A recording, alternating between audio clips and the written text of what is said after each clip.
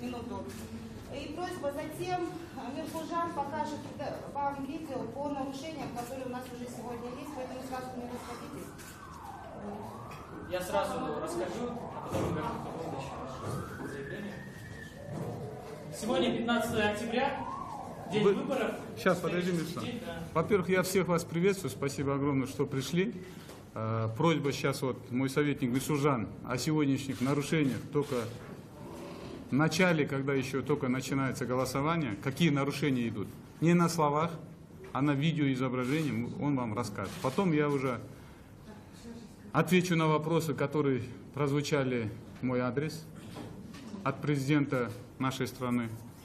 И дальше, наверное, на другие вопросы я отвечу. Пожалуйста. Да, здравствуйте. Сегодня день выборов. Такие счастливые, я думаю, что каждый пришел в этот штаб и в другие избирательные участки, но мы все становимся свидетелями нарушений, которые идут. У нас есть камеры, у нас есть телефоны, избиратели нам скидывают каждое нарушение, мы из них решили показать вам несколько видео, которые продемонстрируют, какими сегодня идут выборы, и, к сожалению, используются все грязные технологии, и, к сожалению, это вызывает определенное недоверие уже сейчас, к сожалению. Но первое видео я хочу показать. Это в Джалалабаде, город Каракуль, участок энергетик, 2250. Вот посмотрите сейчас. Звук, да?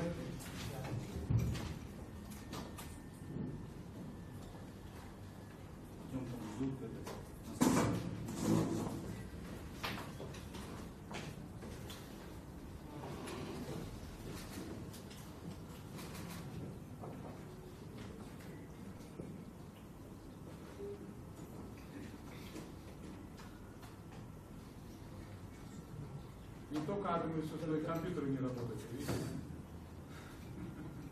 Только перед началом тестировали, вроде работало. В общем, здесь наблюдатели... Давай, не спеши, покажи. Нет, не спеши, пока, ничего. Сделайте, что там? Бүгін 15 октябрь президенттік шайлау күні болып отыр. Тілекке қарсы азыр мына 12:30-дан өтіп қалды. Ушул уақытқа чейин биз көптөгөн одоно шайлоодо бузууларга күбө болуп атабыз. У вас наушники не подключены, ребята. Наушники не подключены. Не суетитесь, что вы суетитесь.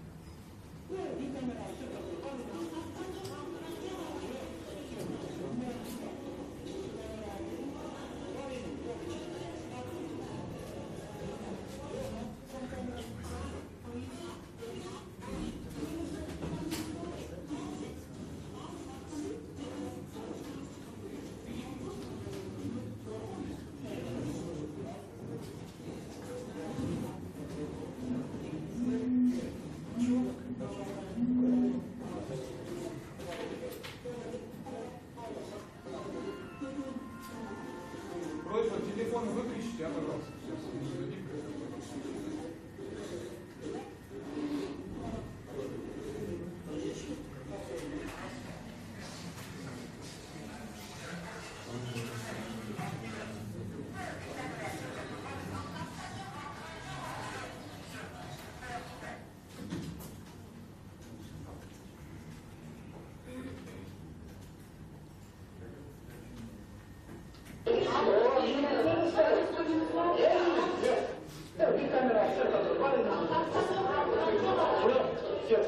Bilmeyen tutar. Bu kameraman varayım, yol çekti, start kurdu. Yok, bunu da çam kamera ısırıyor. O yine bunu ısırıyor. Yok. Şimdi orada mı? Orada karışıyor. Alın. Gel. Çok bence bu çam kameraman ısırıyor. Çam kameraman ısırıyor.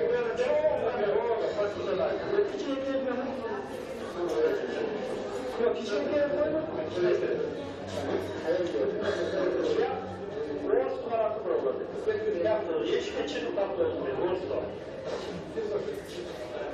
Вот и ничего не будем актировать. А так нарушение было. И все лишние проблемы не имеют.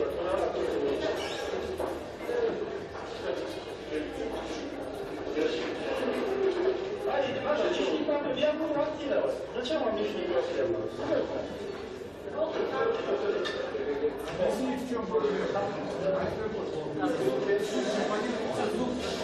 Суть понятна. Это город Каракуль, Джалабадской области, участок энергетик 2250. Здесь не дают снимать на камеру.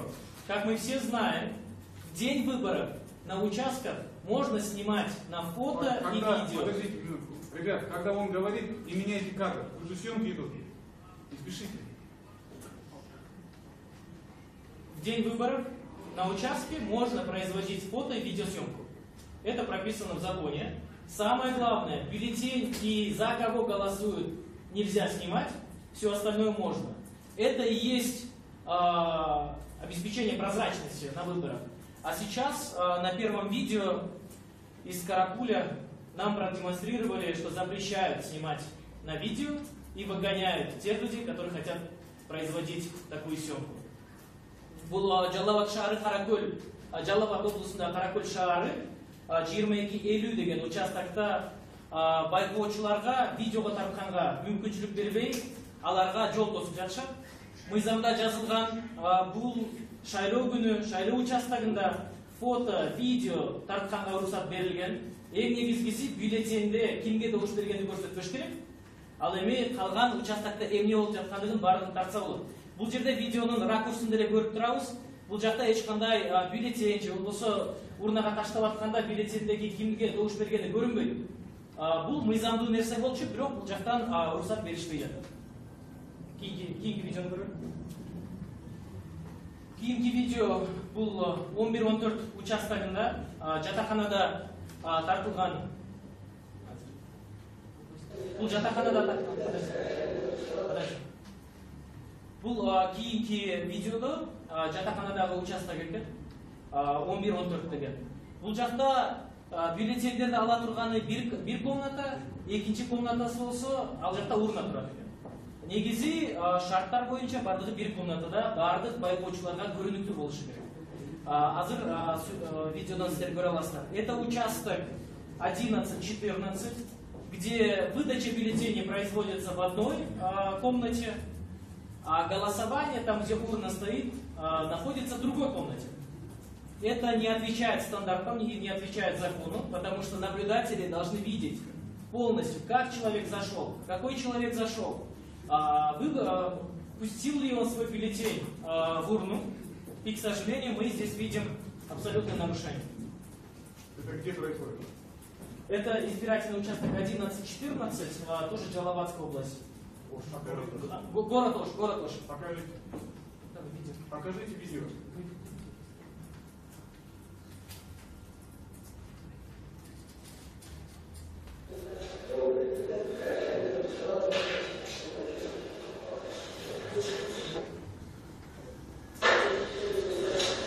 Есть еще одно видео, которое с которым мы с вами поделимся.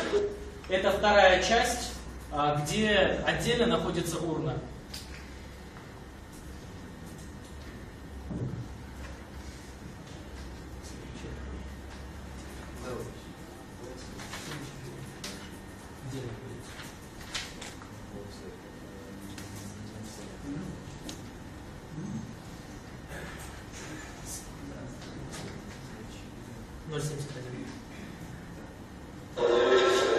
Diyoruz. Участканın öğretmeninde Чоникіден келдім, азыр медиа комиссиялар, цифрный комиссиялар голос алды. Шығарып жазып, за то, что мен камера тартып отқан үшін. Сіз комиссия мүшесісіз? Мен комиссия мүшесімін. Бизнеспен уже голос алышты. Төрағалар, цифрный төрағалар, камера тартқан болбойды. Цифрный чоң төрағасы келіп айтса да, ол андан кейін келіп тартса да, ошол голос алышты. Бюллетень жаңағы бюллетендердің жаңағы урнанын жанына біреу тұрып қарап отыр. Ошоны тартайын десем, ошоны тарттырбай мен голос алдым. Кимге голосовать еттім деп ачып көрсөтүп анан кейін салып отыр. На этом видео мы увидели, что члену комиссии не дали тоже производить фото- и видеосъемку. Не то, что не дали, его выгнали из участка. И это он говорит о том, что это сделал именно председатель участковой избирательной комиссии. Где происходит? Это избирательный участок 5312. Я уточню, это какой город. И дополнительно сообщу. Следующее видео мы получили здесь. Нам доложили, что эти люди на съемке являются сотрудниками ГКНБ.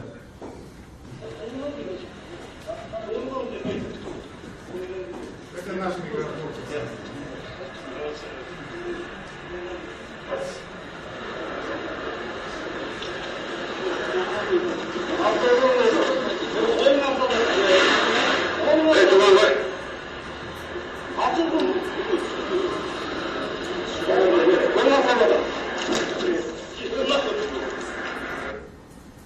Это в городе Бишкек, да? Это в городе Бишкек. Нашим людям, нашим избирателям доходит до того, что рукоприкладство применяется, как мы уже увидели на этом видео. Бұл УКМК-нің қызматкері деген маалымат бізге жетті. Бұл кишиге жол тоғылып, ал түгел қол көтергендігін бұл видеода көре болып жатады. Анандағы бірнеше видеоны көрсетіп қоялы. Ал жақта өздері айтып береді, қайсы участок екенін, не болғандығын. Анан пресс-конференцияда өтеді.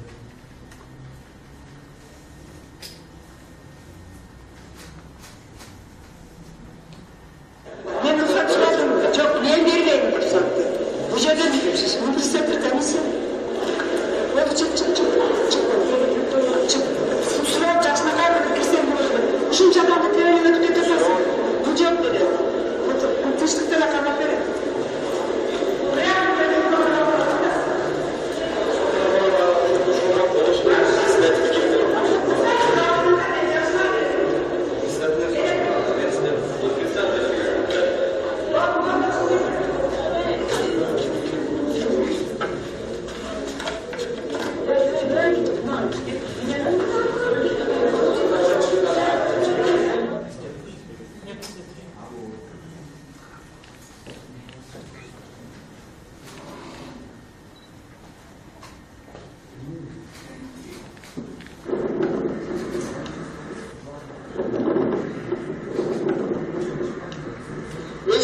Gelsem hazır.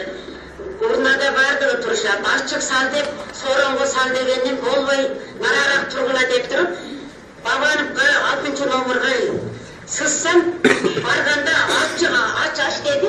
Açpay koysam, ayırıp salıştı. Anam ben ailesizden, argasızdan arızdarlığa geldim. Bu şehirde zorga interview alganı geldim. Baldarımı korku atat netine verem. Gece çalımı sorduklar at gelişip, Mıranca 36 milyon akçasını alıp alıştı, çöpte günüydü. Oşka paramız falan kılavuz, seni kamayız dedi. Azıdan sarıcı verdi. Biz çaşayız mı, çaşayız mı? Açık şeyler de öyle bizde kısım kalıp atam. Biz üyülüyoruz, benim babam dediler. Boptur deyip, böyle kalağına şaylayın desek, hazır oşan deyip, benim mektepte direktör özü, yıkanıp baş bolup durup, karap durup, nebetip salıştı. Anan alıp beni hazır o şerde interview'a geldim balam. Karabıca rayonu, Selo Ulaytala, aile, Ömer Şarkıtay, mektebi, İsmail'e Batman'ın, Batrene'min.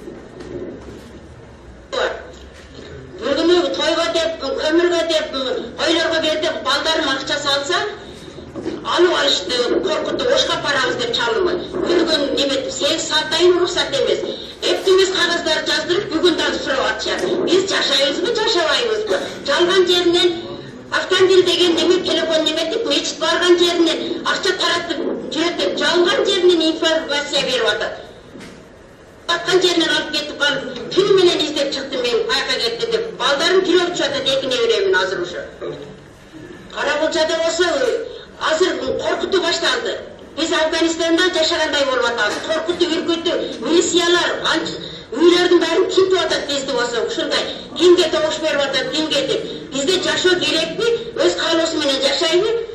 Қадыры болса бәріміз әлі шайлаймыз өзі бізді неме қыл. Не бізді зордықтайды өңтіп? Қордайды, қайсы заманда жашағандамыз біз? Айланайындар, ұшы біздің демемізді қарап қойғыла. Шындық шайлы болмай атады бізде ұшы. Açık bardığın gelgenlerдің бардығын açık салдырып атады. Уже қандып болсын зордықтаған уже. Не закрывай. Чуть назад сделай. Да. На этом видео вы увидели... Зафиксируйте. Да.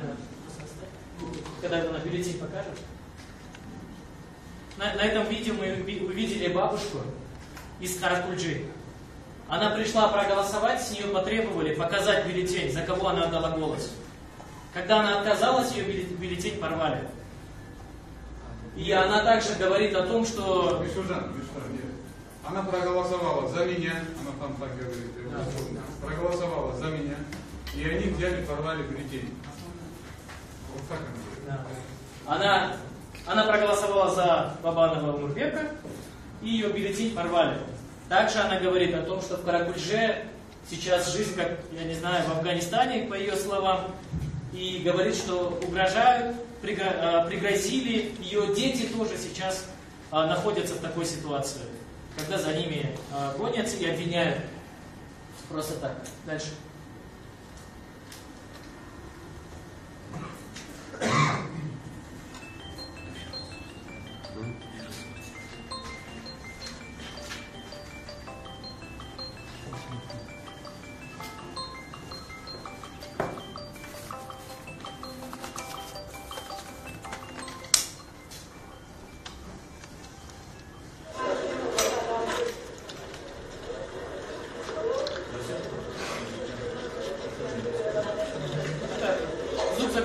Резюмирую. У нас есть группа, будем тоже рады вас включить, потому что у нас каждую секунду нам скидывают видео о разных нарушениях со всех частей Кыргызстана. В большей степени это получается так, что где-то требуют показать избирательный бюллетень, где-то просят открыто проголосовать. В определенных участках не дают им заходить, если они за Бабанова. Избили оператора НТС, журналиста, избили начальника штаба Бабанова в Узгене. Такие нарушения, к сожалению, у нас ежеминутно происходят. И мы будем вас информировать в течение всего дня, что происходит. Спасибо.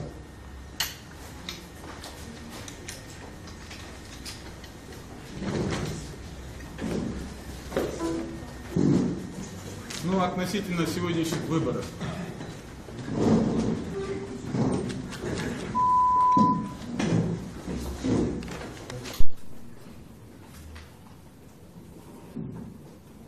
Я очень терпеливо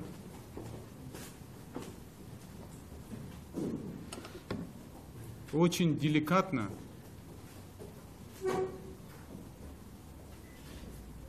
очень уважительно и долго выносил весь черный пиар по отношению ко мне.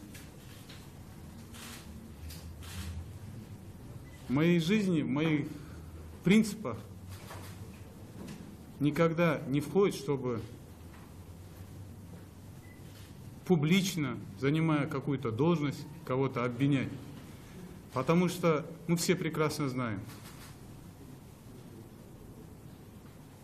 когда человек, занимающий какую-то должность, публично обвиняет, это говорит о том, что указания всем правоохранительным органам и всем чиновникам, что вы можете смело работать, нарушать закон. Сейчас вы все были свидетелями о нарушениях. Это 1%, который нам смогли отправить. Многих наших координаторов, начальников штабов вызывают ГКНБ в течение последних 3 дней. Сейчас тоже они находятся, один находится в Кадамджае, Абу-Талиб, он находится со вчерашнего дня у начальника РОВД. Когда идут выборы, он должен координировать, его якобы под каким-то предлогом его допрашивают. Наших наблюдателей в Араване на участке, я сейчас цифру не пускают. В Аше, городе Карасу, идет абсолютное нарушение закона. Говорят, все время утверждают, что кандидат от власти и кандидат от я, и что мы будем раздавать деньги. Я хочу обратиться ко всем. Вы все видите свидетелями, кто раздает деньги. Сейчас повсеместно в городе вы можете в Уйике проехать, там увидите, как деньги раздают. Не бабановские раздают, а именно от кандидата власти раздают деньги. Говорить о чистых и честных выборах, я однозначно сегодня могу заявить, нет у нас чистых и честных выборов. Нет, к большому сожалению. Много ссылок идет на то, что во время Бакиева как было. Да, во время Бакиева было хуже. Но это не говорит о том, что мы должны и сейчас делать, и радоваться тому, что у нас сейчас вот такая возможность есть. Ведь мы же строим светское, правовое государство. Когда я принимал решение баллотироваться в президенты, я советовался не только с командой, но и советовался с президентом нашей страны Алмазбеком Шаршеновичем Атамбаевым. Я лично получал благословение его, что да, надо тебе идти в президенты. Мы выдвинем своего кандидата, ты выдвигаешься с оппозиции, ну, народ кого изберет, того изберет. Единственное, что я гарантирую, лично он мне давал гарантии. И есть свидетели, которые он гарантировал, что выборы будут честны. Я просил только о равных условиях. К сожалению, равных условий нет. Последнюю неделю я абсолютно уверен, что Алмазбек Шаршенович Атамбаева абсолютно дезинформировали. Вся предоставляемая информация со стороны ГКНБ, милиции, абсолютно его дезориентировала. Последние его выступления сегодня, к большому сожалению, меня очень сильно огорчили. Я публичный политик. Я свою жизнь в политике, в бизнесе строил не под чьим-то крылом. Я строил самостоятельно. Я бизнес строил не под каким-то, кто-то мне благоденствовал и создал условия. Я самостоятельно строил. В 2005 году, когда я пошел в политику, я самостоятельно избрался от одномандатного округа Карабуры и получил по стране 2-е место, 87%, после Баямана и Эркинбаева. Я тогда об Атамбаеве не слышал и не знал. Когда произошла революция, Фейз Шаршембаевич вышел из тюрьмы, я был координатором Фейза Шаршембаевича. Алмаз Шаршенович был начальником штаба. И тогда у нас произошло это знакомство. Я хочу напомнить Алмазу Шаршеновичу Атамбаеву, тогда он не был премьер-министром, тогда он был в оппозиции. В 2006 году я вышел вместе со всеми против Бакиева, когда Алмаз Шаршенович не был премьер-министром. И на митинге я стоял 7 дней. Мало того, что я стоял, я еще финансировал этот митинг. основное финансирование было моим. Вы можете это спросить у Тимира Аргимбаевича, у Бекназарова, у Шерниязова можете спросить. Когда распустили одномандатных депутатов, в Киеве распустили, в 2007 году, я хочу напомнить, Алмаз Шаршенович, он не был премьер-министром. Я возглавил оппозиционную партию социал-демократов. И в списке был под номером 1. Возглавлял штаб социал-демократов. Вся моя команда возглавляла. Я усилил социал-демократов. Пригласил Розу Лотумбаеву, пригласил Эдила Байсалова, пригласил Дамиру Ниязалиеву. И боролся до конца. И финансировал социал-демократов, партию. Меня лишили гражданства. Я не покинул ряды социал-демократов. Я стоял до конца.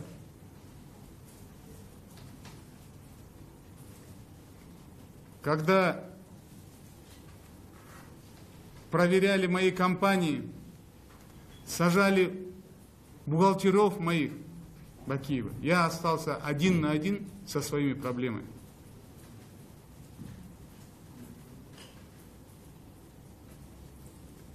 Когда Алмаз Шаршенович был премьер-министром при Бакиеве, я был самостоятельным депутатом от одномандатного округа.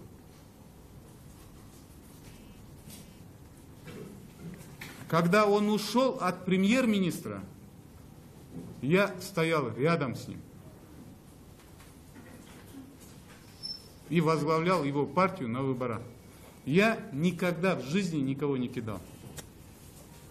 Относительно 2009 года я долго слышал, вот они говорят, Бабанов возглавлял предвыборный штаб как первый вице-премьер-министр. Мне стало интересно, я молчал. И сегодня я поднял документ. Вот постановление правительства от 3 апреля 2009 года. Штаб по организационному и материально-техническому обеспечению выборов президента Кыргызской республики. Председателем штаба является премьер-министр Игорь Витальевич Чудинов. Я не был председателем штаба Бакиева. Это абсолютная ложь. Вот документ.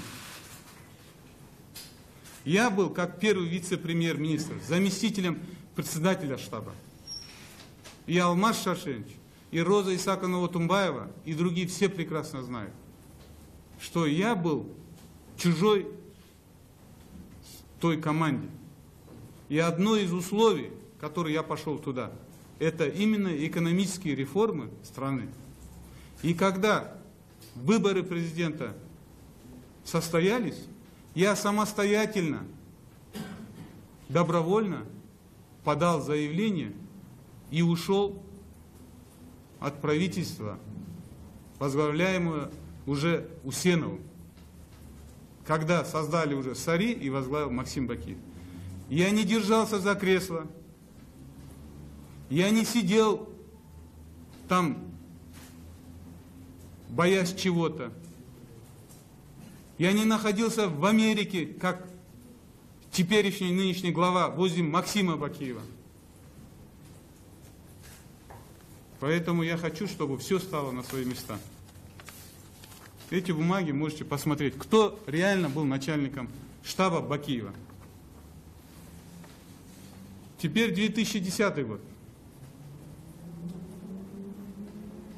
Такое ощущение создается, что я после прихода Алмаз Шаршеновича рядом оказался.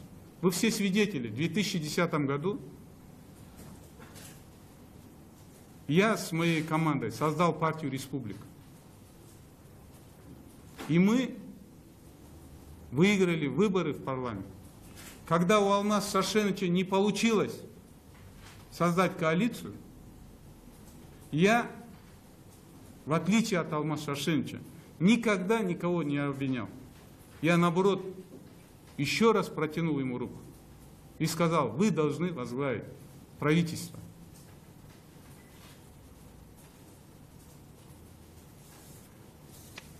Когда Алмаз Шаршенович избирался в президенты, он прекрасно знает.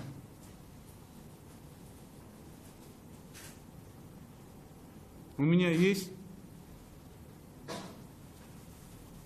огромное вложение в его президентской кампании. Я помогал ему не только со своей командой, но и материально.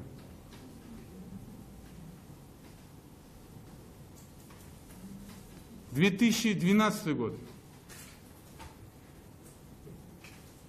Весь народ знает, каким путем я ушел с премьерства. Каким путем я ушел с премьерства. Что это не только было решение Текебаева Омирбека Черкесовича.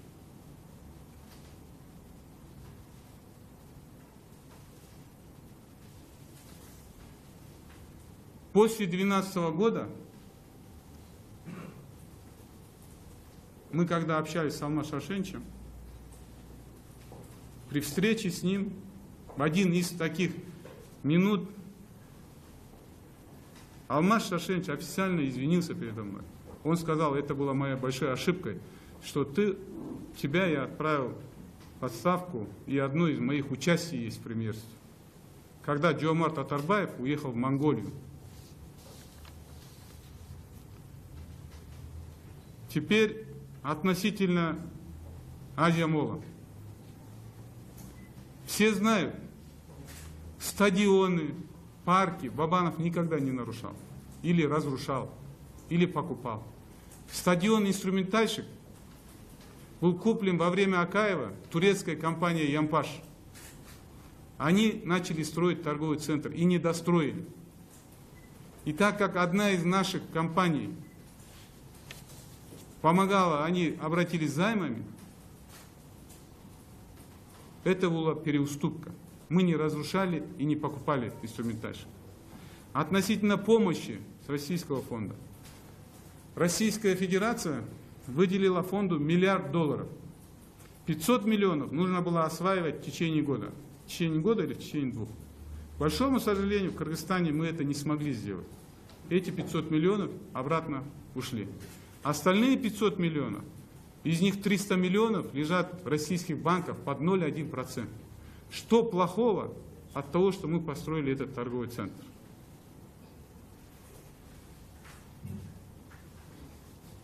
Я здесь не могу понять. Относительно 20 миллионов, которые якобы какой-то олигарх предлагал Алмаз Шашенчу. Я это впервые слышу. У Алмаз Шашенча достаточно много знакомых и близких людей олигархов. И этот вопрос больше к нему. Я никогда ничего никому не предлагал.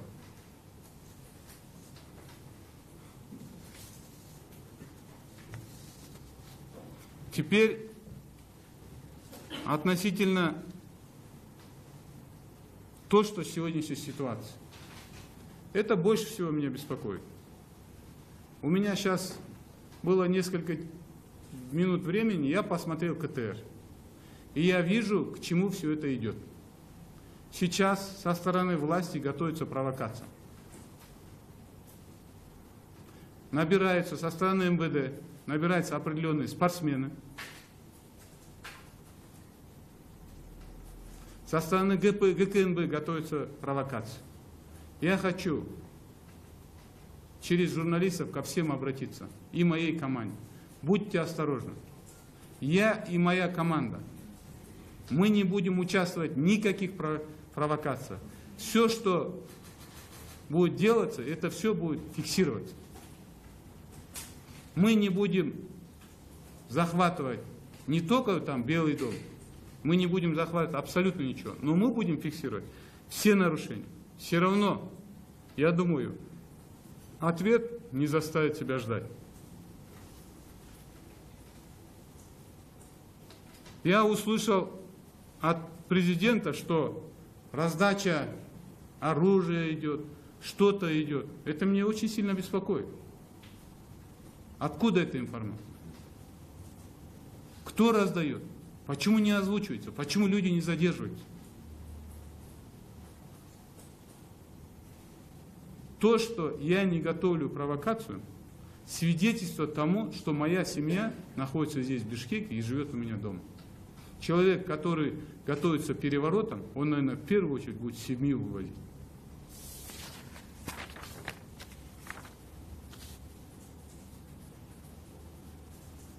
Если есть вопросы, я готов ответить.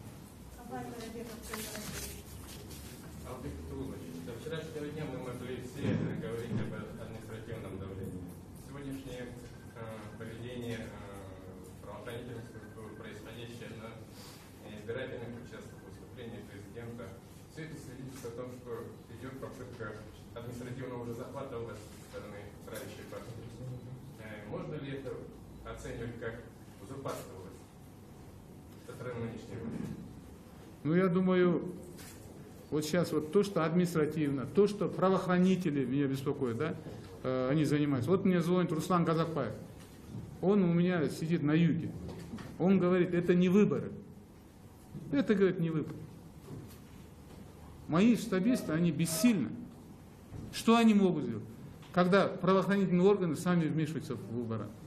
Это разве честные выборы? Зачем надо было проводить такие выборы, я не могу понять. Я хочу все-таки дождаться результатов выборов. Я не хочу повторять ошибку, которую когда-то повторил Алмаз Шаршенч вместе с Назаралиевым. Вы помните, да? Когда во время Бакиева они, не дождавшись, сказали там, пошли на определенные шаги. Я дойду до конца. Сегодня я дождусь до 8 часов вечера. После этого мы, исходя из результатов выборов, я скажу свое мнение.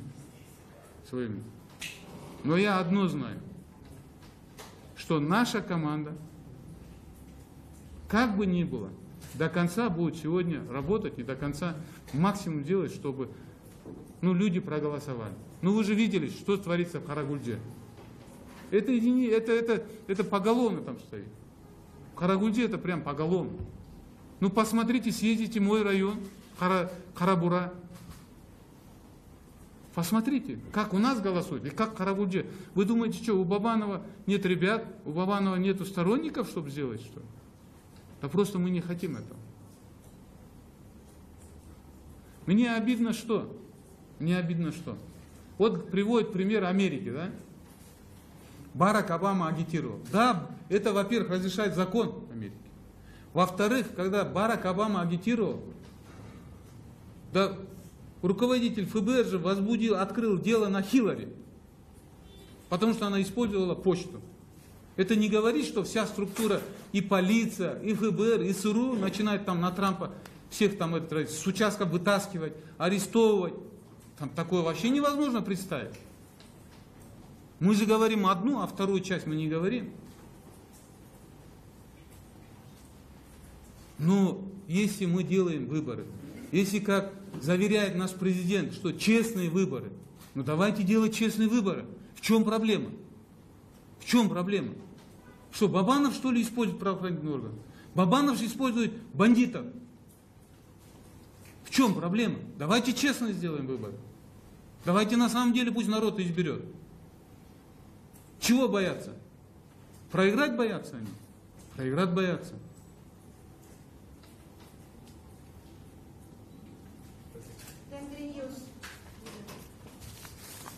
Я хотела задать вопрос про Мирбека Айтикеева, корреспондента канала НТС, которого избили Башира.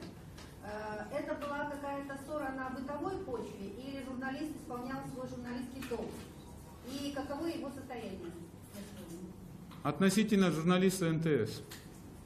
Да, сегодня НТС показывает, может, неприятное власти, но я хочу еще раз напомнить о том, что тот же Азат Таип, те же оппозиционные сегодня каналы, когда они против Бакиева боролись, они защищали Алмаз Шаршенча Атамбаева.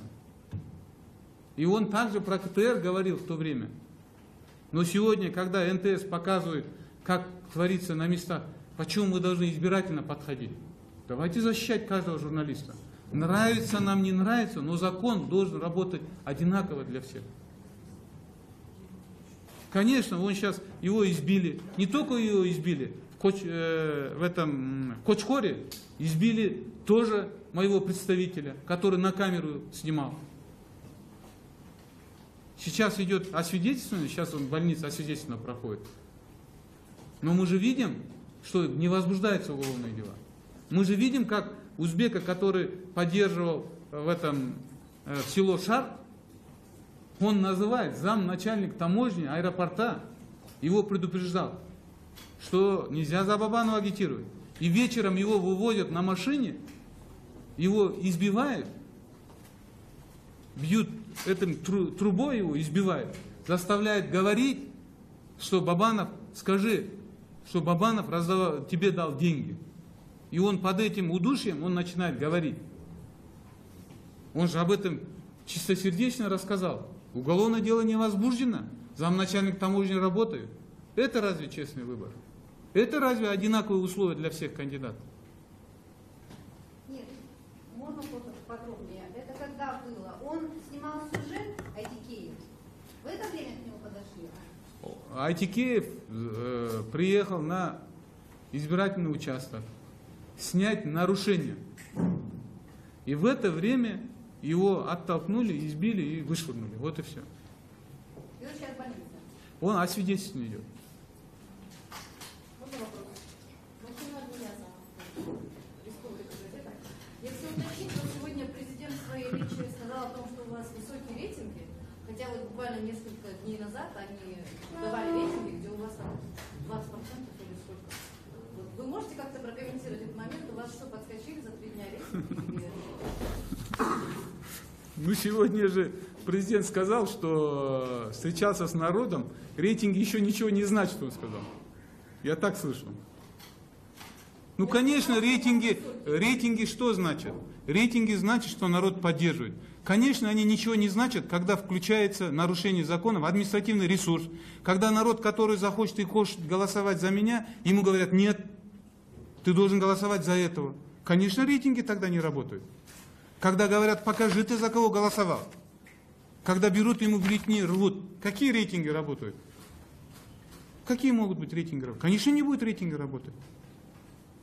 Конечно, не будет рейтинга работать. Представьте сейчас, вот представьте, мы же все-таки идем, наверное, равняемся к обществу, где именно на самом деле развиты демократические институты. Представьте сейчас, в Европе или в Америке вот этот бюллетень, за кого-то голосовал, порвали бы. Да там посадили бы всех. А у нас вот бабушка бедная, она смелости взяла и дала интервью. Это не номинальные вещи, это вот человек говорит об этом. Рейтинги, когда люди опрашивают, они говорят, но когда Адмресурс, когда ГКНБ, правоохранительные органы работают, когда с утра до вечера по КТРу показывают обо мне. Вот я даже не знаю, я посмотрел какой-то экс-депутат, я с ним вообще не знаком. И там же он натурально, как бы под диктовку говорит, вот Бабанов не будет участвовать, а он будет финансировать. Я сейчас увидел буквально час назад. Вы же видите, системно идет, сейчас вот вокруг меня вот это провокационное, все это складывается. Все вот, мышление людей, все направляется на то, что вот Бабанов готовит переворот. Вы, ребята, объясните, кто это люди такие, которые говорят в телевизор, которых я ни разу в жизни не видел. Ребят, вот. Это же, видите, они в системном направлении идут. Потом, когда обвиняют, посажу. В нашей стране никто не имеет права говорить посажу. Вину человека может установить только суд, если у нас правовое государство. За что меня сажать? За то, что я вышел на выборы, за то, что я говорю как есть. Еще я хочу заметить, Алмаз Шаршенович говорит о том, что я о нем плохо сказал. Я впервые сейчас ответил на его вопрос. Я ни один раз о нем плохо не говорил. Ни один раз. Хотя я слышал, хотя мне приходили, говорили, когда он ездил, что он говорил.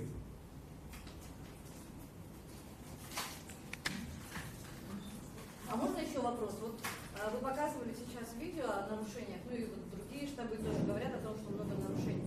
А кто должен нести ответственность? Вы можете прямо назвать фамилию, кто и какую ответственность несет? Согласно законодательству, нарушение, допустим, вот эта урна, этот закон Я один из авторов изменений в этот закон. Потому что после Карасу я увидел, после городских выборов я увидел. Возле урны голосования нельзя сидеть до 3 метров. Вообще никто не должен стоять. Это и есть конфиденциальное голосование. Мы все видим, что возле урны они сидят и стоят, чтобы видеть, что там голосуют. Это, во-первых, председатель УИК, избирательной участковой комиссии, должно быть возбуждено уголовное дело. Моментально. Человека нужно отстранять. Это ЦИК должен реагировать. После выборов это уже должно быть следственное мероприятие. Это ЦИК должен реагировать. Нет, вот у меня продолжение вопроса. Вы как ваш штаб-координаторы как-то вот оспаривают, в смысле подают заявление в прокуратуру, в местные органы прокуратуры и так далее, вот те факты, которые сейчас были вами определены, которые еще имеются? Мы снимаем на видео, освещаем. Второе, акты пишутся. Акты, они направляются. Ну, вы же знаете, они сейчас же работают. Вот сейчас акты. Ну, куда писать? Кому писать? Ну, все-таки. Конечно, пишем. Конечно, юридически отправляем.